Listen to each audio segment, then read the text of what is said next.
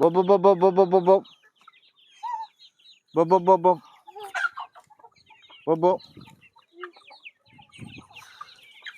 Arrow ఏనన్నా ఏంటి ఏకంగా కోళ్ళు పారమే పెట్టేసావు నాటుకోళ్ళు. మరి ఏంటనుకుంటున్నా అస్సదియ్యా ఈసారి సంక్రాంతికి ఈ జిల్లాలో మొత్తం ప్రతి పందులో నా కూడా ఉండాలి. ఓడిపోయినా నా కూడా ఓడిపోవాలా, నగ్గినా నా కూడా నాకాల. అదనమాట నా టార్గెట్. మొత్తం వేసేస్తాను. అమ్మ ఇంకా వాళ్ళందరూ సంక్రాంతికి పోతారైతే నీ దగ్గర కోడి నెట్టుకెళ్ళి పందెం కాస్తేనే. బాగా చెప్పావు. మరి లేకపోతే మా పారం కాడికి వచ్చేవాడు 100కి ఇస్తావా, 200కి ఇస్తావా, లేదా 500కి ఇస్తావా అని ఏడ్చేవాడు కదా. 100కి ఇస్తావా, 200కి ఇస్తావా అంటే మేము ఇచ్చామంటే ఇచ్చావా, నువ్వు ఇచ్చావా అంటున్నాను. ఏంటి లక్షల రూపాయల కోళ్ళు 1000కి ఎందుకు ఇస్తారా? మరే మంచిగా పిల్లకాడి నుంచి పెంచుతున్నాను.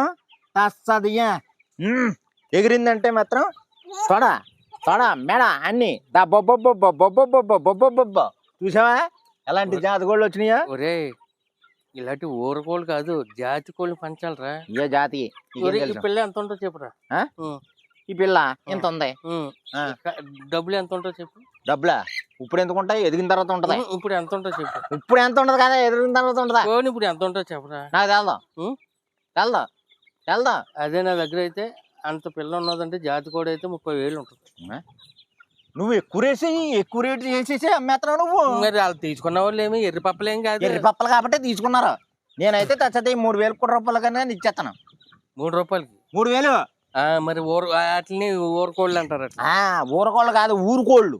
ఊరుకోళ్ళు అవి జాతి కోళ్ళే.